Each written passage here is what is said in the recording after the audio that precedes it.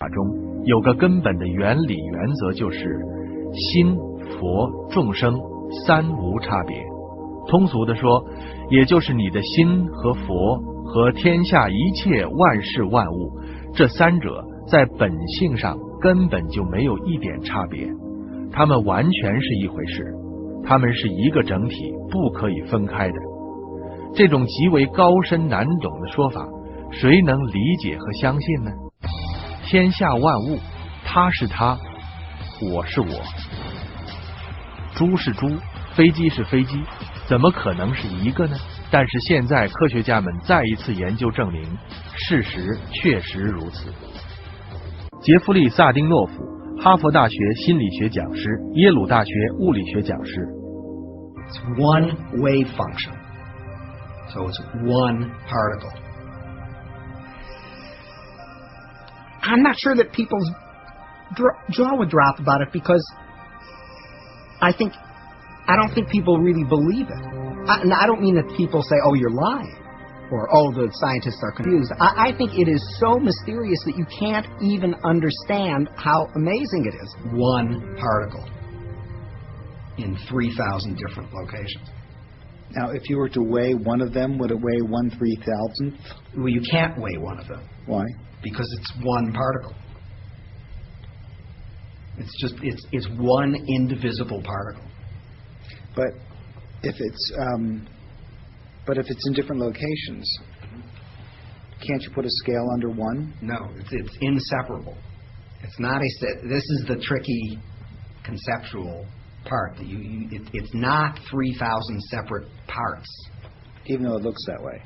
Right.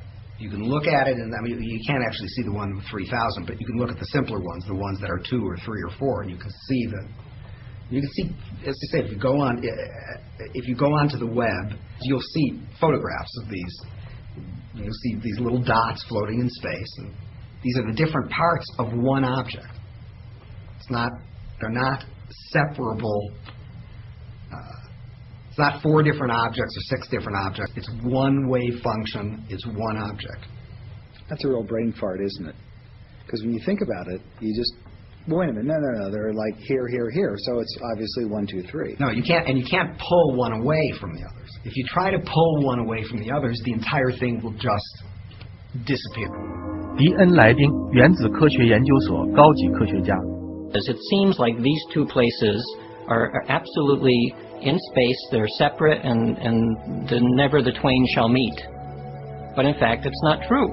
At some deeper level that we can't see with our eyes very clearly, two places in space are the same. They are co-located, coexisting. 约翰·哈格林毕业于哈佛，曾在欧洲核子研究中心工作，现在是圣贤大学物理学教授、科学技术公共政策学院院长。The deepest level of truth uncovered by science and by philosophy is the fundamental truth of unity. At that deepest subnuclear level of our reality, you and I are literally one.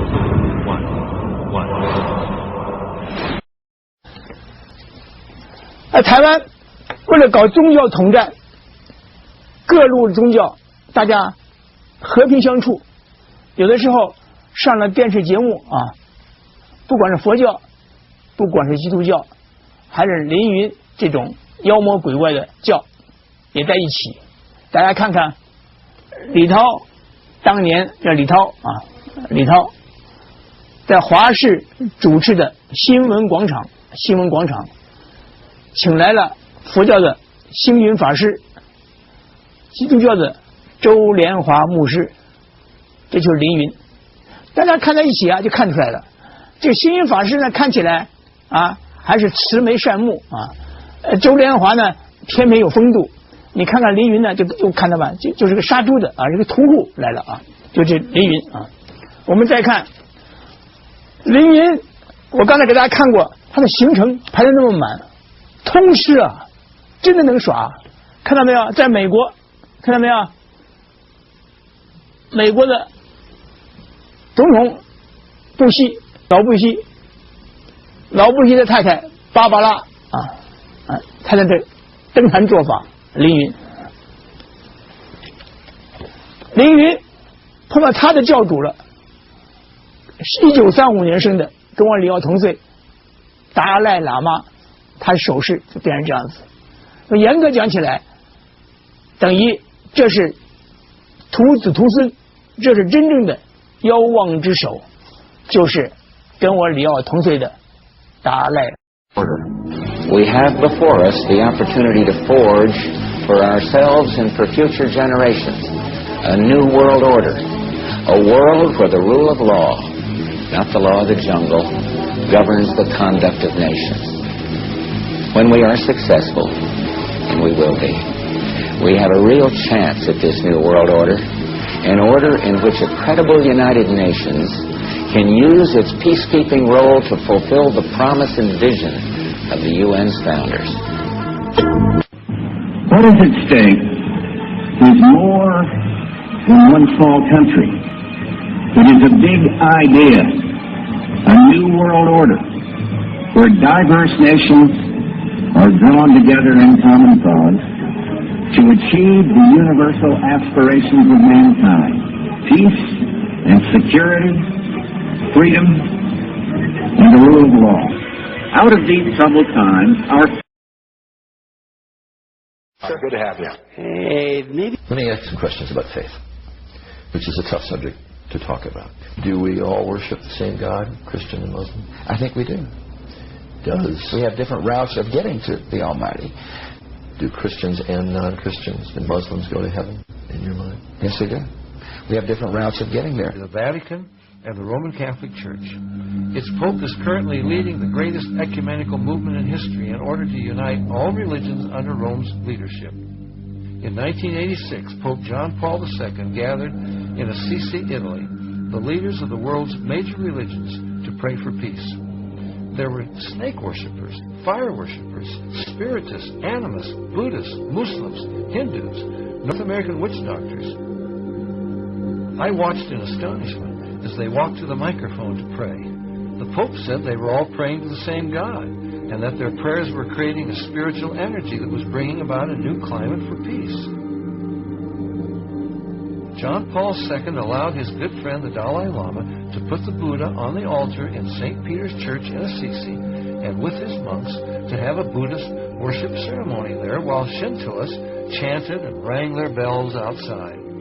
The prophesied world religion is in the process of being formed before our eyes, and the Vatican is the headquarters of the movement. Is this not spiritual fornication? Including the United Nations are pursuing.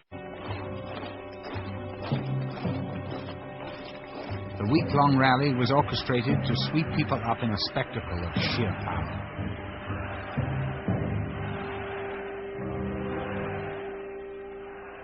Now, every religion has its ritual. The Nazis had their ritual, their mass ritual, yes?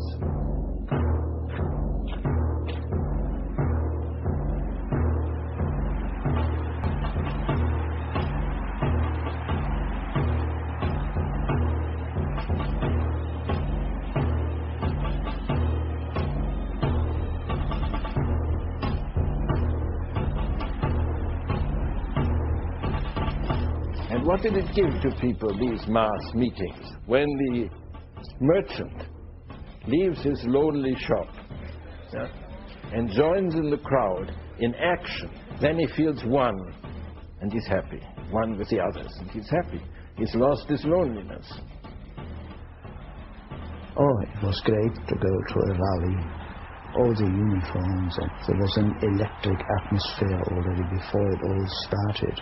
There was singing going on, and then suddenly it was announced, der Führer kommt, the Führer is coming, and then we saw him walking up to the stage, and there was shouting, Heil, Heil, Heil, Heil.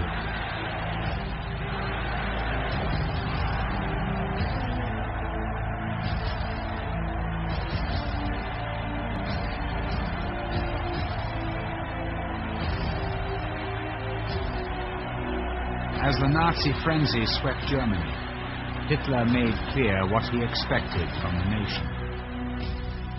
The party is the selecting ground for German political leaders. Its doctrine will be unchangeable. Its organizations will be as hard as steel. Its total image, however, will be like a holy order.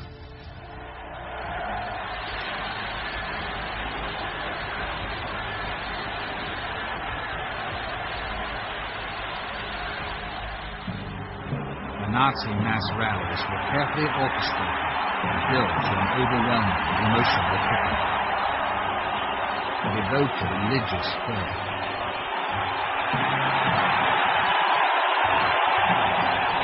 At the center of this ritual was Hitler.